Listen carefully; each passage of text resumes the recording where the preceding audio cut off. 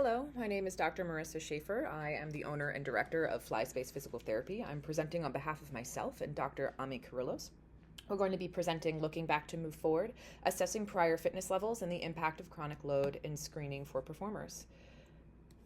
We have no financial interests or relationships to disclose. Both Ami and I work at Fly Space Physical Therapy on the Upper West Side of Manhattan, where the majority of our clientele are performers, from pre-professional to professional. We see performers of all stripes, predominantly musical theater, acting, and dancing. We're going to be taking examples from a pre-professional dance school that we've been working from for the last handful of years. Today we're going to start by talking about screening background and current practices. We'll talk about workload, give you an introduction, talk to you about why it matters, we'll put it into context, and lastly, we'll leave you with some take-home points. So let's start with screening background and current practices. Why is it that we screen? We screen to detect medical illness and injury that might predispose someone to further injury or safe participation in the season. We establish a baseline level of fitness or normative data that we can then refer to in the event of an injury. We help to establish relationships with the healthcare team during the screening process. They get to see our faces for the first time, and hopefully that helps us to build rapport. And we also identify modifiable and non-modifiable risk factors that increase the likelihood of injury. Currently, though, we screen at the start of a term or a season, and at this point, we educate dancers on their results, give them referrals for wellness professionals, give them home programs. However, concurrently around this time, they're inundated with new information, learning new systems, and some of them are just plain old overstimulated and exhausted. So we ask how much of this education sticks during this busy time. We also wonder if now is the time to start working on things like increasing strength on top of an already chaotic dance schedule. And though individual data points give us clues as to dancers' level of conditioning, do we really know what each performer is physically capable of? Is this giving us a holistic picture of their current fitness level and if they're truly ready for what lies ahead? So, we ask the question, by performing screening during this busy time, have we actually missed an opportunity to better prepare our performers and possibly prevent injury? Given at the top of a season, we think it's too late to begin strengthening and conditioning to address the MSK deficits we've identified on the screen because the season is already here. Going into a season, we want to ensure that performers' baseline fitness is adequate to meet the demands of what lies ahead, but the time for that sort of education has passed.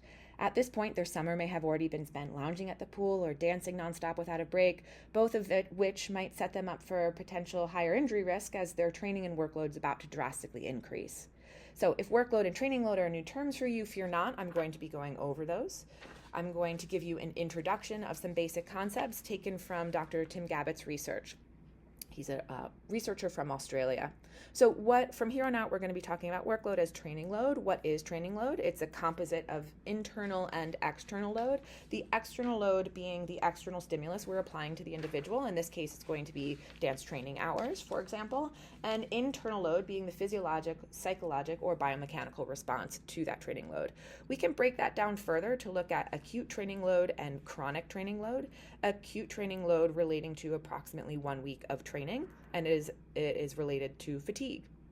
Chronic training load represents longer bouts of training, 3 to 6 weeks. For the purposes of this conversation, we will be focusing on 4 weeks, and it's analogous or relates to fitness. And what we know is that fitness is protective. Biernicke et al. In 2018 showed us that elite level ballet dancers with poor fitness have a greater risk for injury, and Gabbett has showed us in several of his studies as well, including establishing a floor or a baseline level of fitness allows athletes to train at more elite levels safely in season. So now that we have some basic concepts, we need to also be able to quantify that load so we can compare our days and our weeks to one another, or our acute to our chronic workloads to one another, to give us a sense of what's going on. And Gabbett gives us a simple equation for measuring load. It's a unitless measure, and that is duration times rate of perceived exertion. Duration signifies the external load, and internal load is represented by rate of perceived exertion on a scale of 1 to 10. So now, with some operational definitions and concepts, let's apply this to our particular situation. What we found for the first several years that we were working at this school is that we were getting a sense that there was a large number of dancers who were using the several weeks before the start of term to really get their rest in. Instead of doing training and thinking about what lay ahead, a lot of them were making sure that they got a lot of sleep and they were resting by the pool, which is fantastic, but it was perhaps a little bit too much, and we had a feeling that it was interfering with how they were performing in the start of term. So we started to take a little deeper look at some of that. And we are going to, again, take an example of one of these we're calling professional resters to put this load into context. So using Gabbitt's equation to measure load, here is a day in the life of one of these. We're going to call them professional resters, this individual who's spending most of their time resting in the 4 weeks leading up to the start of term. And after having some conversations with these folks, we're finding that they would do things in a day like take a short 30-minute walk and then lounge by the pool and take a bike ride with a friend, right? And so if we assign those all units of time and RPE, we're looking at a 30-minute walk times 3 RPE, which is 90, lounging by the pool, 90 minutes times 1 RPE, again, that's 90, and bike riding with a friend, 90 minutes times 5, that's 450, for a daily load of 630, but remember, acute load is 7 days, it's a week. So assuming that the dancer did the same thing day in and day out, we're going to multiply 630 by 7, just again, for simplicity of math for this conversation, we get an acute load of 4,410. But we are interested in their chronic load, their base level of fitness, and what they are ready to handle for the start of this term. So to measure chronic workload, we need to sum the training loads over the number of weeks that we're looking at and divide it by the number of weeks. And as we said, we're using the same numbers day in, day out for simplicity of conversation. That's 4,410 times 4, because we're looking at 4 weeks, divided by 4 to get an average of the 4 weeks. And that's a baseline level of fitness or chronic load of 4,410. So we said that we would look at fatigue later. It's starting to come back here. We are going to look at what Gabbitt calls the acute to chronic workload ratio, which is quite literally the acute workload over the chronic workload, which reflects the change in an athlete's recent workload relative to what they're physiologically conditioned to handle over time. And what Gabbitt's research has suggested is that greater spikes in training load tend to be associated with greater incidence of injury. And he talks about this sweet spot where the acute to chronic workload ratio is 0.8 to 1.2. And in that range, workload is sufficient to stimulate adaptation without causing excessive risk. But what his research has started to suggest is that workload or acute to chronic workload ratios too far outside that sweet spot range get us into trouble, and we start to see that there tends to be an increased incidence of injury or injury risk. So now we're going to put that into context a little bit further for the same dancer who was resting in the 4 weeks leading up to school, and now they're in school. And we have a day in the life of one of those first days of school. So let's say this dancer has come in for the start of term, and on one of their first days, they are looking at a day that's filled with cross-training, jazz, partnering, rehearsal, and a mixer. So again, we're going to give all of those activities external and internal load measures so we can get a unit for load, and add those all together, we get a daily load of 2,350. Now again, assuming the dancer does the same thing day in, day out, which is not unreasonable to assume, especially given the way that the days were structured previously, we have a weekly load of 13,750.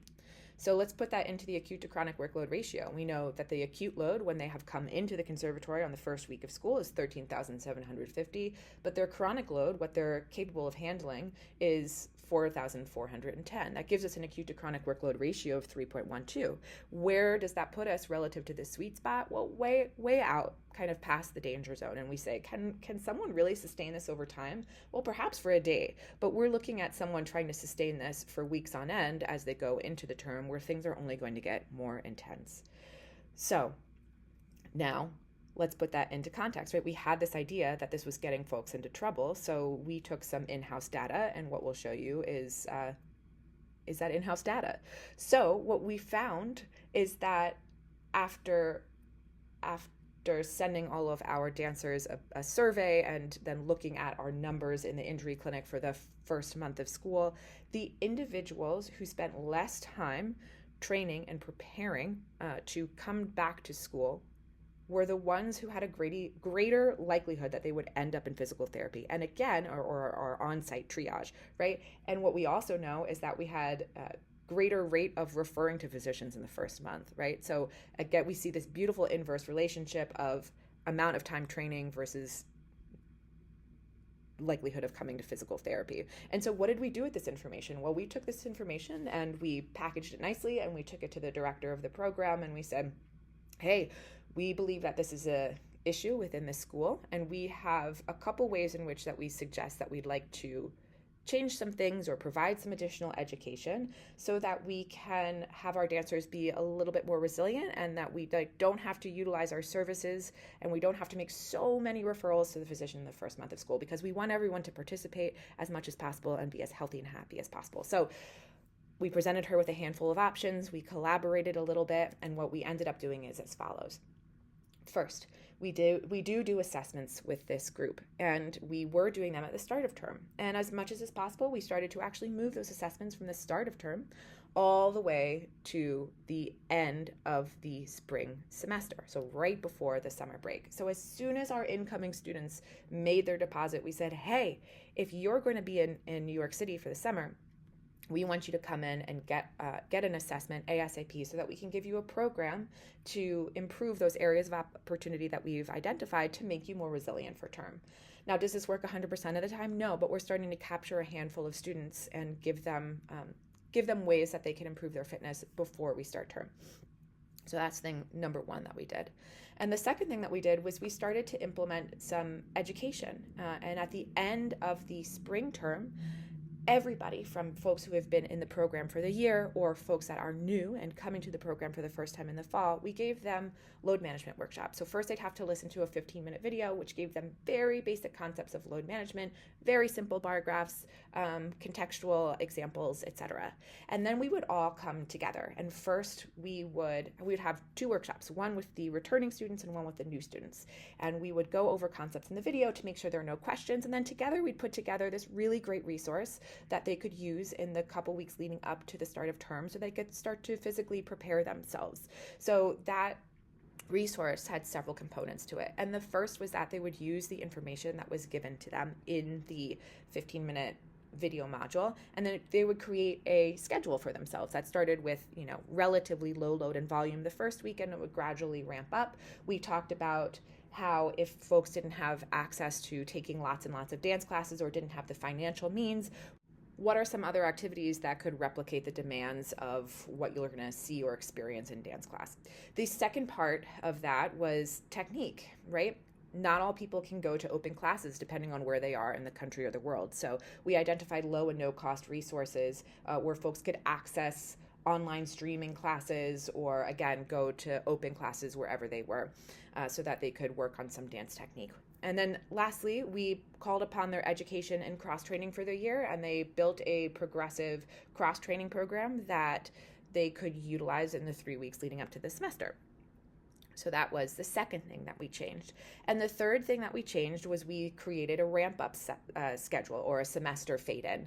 And what you'll see on the left is week 1 of our semester, and what you'll see on the right is week 4. Week 4 represents a full week of training at full bore for the conservatory. All the dance classes are in red, and classes that aren't dance are in blue, and they are usually a lower load, those classes in blue. On the left, what you'll see is, again, classes in blue are non-dance classes. Classes in red are dance classes. It's about a 50-50 split. So we want to make sure that we're really slowly ramping up our level of intensity, again, so folks aren't kind of inundated with this big wave of load week 1, which is also mentally stressful, right? So what do we want you all to take home from this conversation? Well, of course, we want you all to consider load, right? In addition to some of our screening measures like strength or anaerobic fitness, which could possibly be highly influenced depending on where you put the screening in a day, right? At the start of a day when dancers are fresh versus at the end of a day after a long day of dancing in studio. You're going to get different measures, right? So we want to make sure that we're considering taking snapshots of other things so that we really have a sense of what they're ready for the start of term. We also think that you should be educating key stakeholders on the benefit of load management. So taking some of these scientific concepts and putting it into terms that folks can understand, giving them some ideas of how we might change program level information so that we can better support our dancers and prepare them for the demands that lie ahead. And then, of course, implement some of these program specific strategies to manage load, whether in a dream scenario that is an institutionalized change that reflects schedule and programming and all that, or whether that is as the healthcare team on site, you're providing resources for your performers so that we can mitigate load both in and outside of the dance rehearsal space. So thank you so much for listening. If you have questions, you are very welcome to get in touch with us. Here are our references, and Thank you again.